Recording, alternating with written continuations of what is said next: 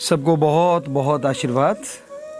आज विश्व जनसंख्या दिवस है, तो सबको सोचना चाहिए जिस तरह बाढ़ आती है, आज इस धरा पे जनसंख्या की बाढ़ आ रही है। दिनों दिन इस बाढ़ की वजह से बहुत कुछ बदलता जा रहा है।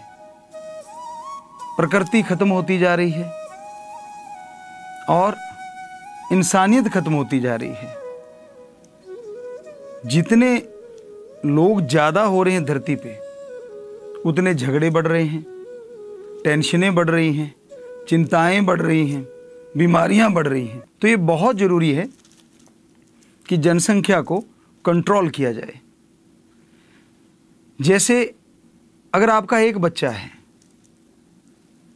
तो सामने वाले का भी एक है, दो घर से एक घर हो गए, उससे आपका फाइनेंशियली भी फायदा है। कहाँ दो जगह बंटा था, कहाँ दोनों एक हो गए, दोनों की जो प्रॉपर्टी है वो एक को ही आ गई। तो इसी तरह आप सोचने की कोशिश करें, जनसंख्या कंट्रोल करना अति जरूरी है। कई लोग ये कह देते, गुरुजी अगर एक बेटी हो तो क्या बेटी से वंश नहीं चलता?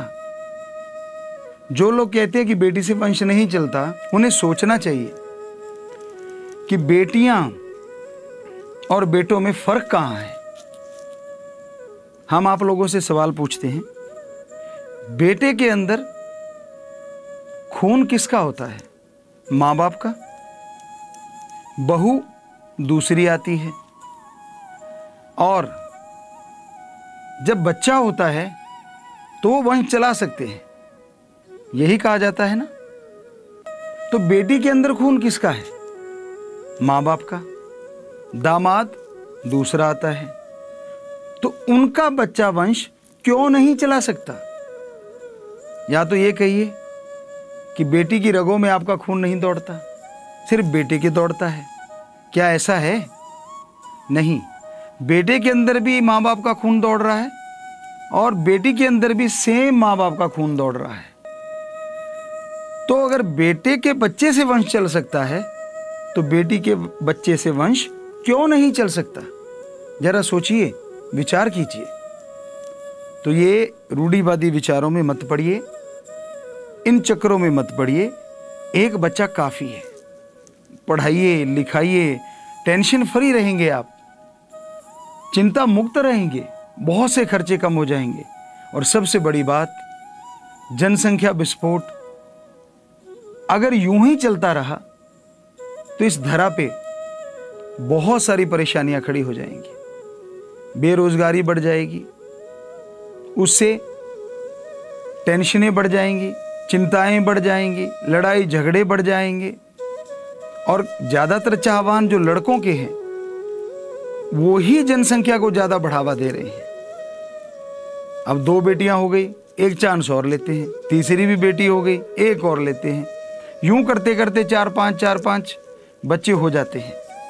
और जब पालन पोषण की बात आती है, प्रॉपरली सही तरीके से आप उनका पालन पोषण नहीं कर पाते। उनकी जगह पे सिर्फ एक बच्चा हो, चाहे वो बेटा है चाहे वो बेटी है, उसको आप बहुत बढ़िया ढंग से पालेंगे, पोसेंगे, बड़ा बनाएंगे, अच्छे संस्कार देंगे, और वो आने वाले समय में देश का भी भविष्य बनेगा, आने वाले समय में आपका नाम रोशन करेगा।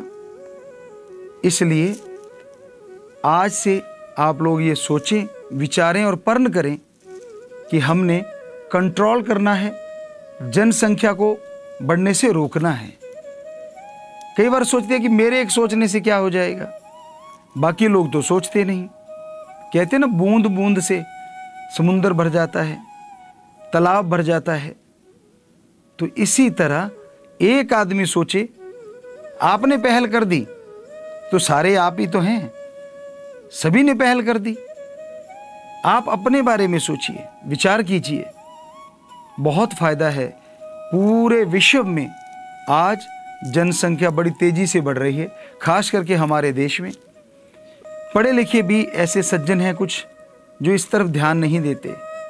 वो कहते हैं जी भगवान की औलाद हैं, भगवान देने वाला है तो भगवान तो देता ही जाएगा। भगवान ने ये जो दिमाग दिया है सर्वोत्तम है, सर्वश्रेष्ठ है। इसकी सोच से हम अपने कर्म अच्छे बुरे बना सकते हैं। तो इसको काम में लीजिए, सोचिए, विचार कीजिए, क्योंकि जनसंख्या बढ़ने से सारी प्रकृति में भी बदलाव आ रहा है। मकान बनाने पड़ रहे हैं, जंगल कट गए हैं और उनके कटने से मौसम में परिवर्तन आ रहे हैं। कहीं भूकंप आ रहा है, कहीं तूफान आ रहे हैं, प्रकृति का कहर टूट रहा है, बरस रहा है।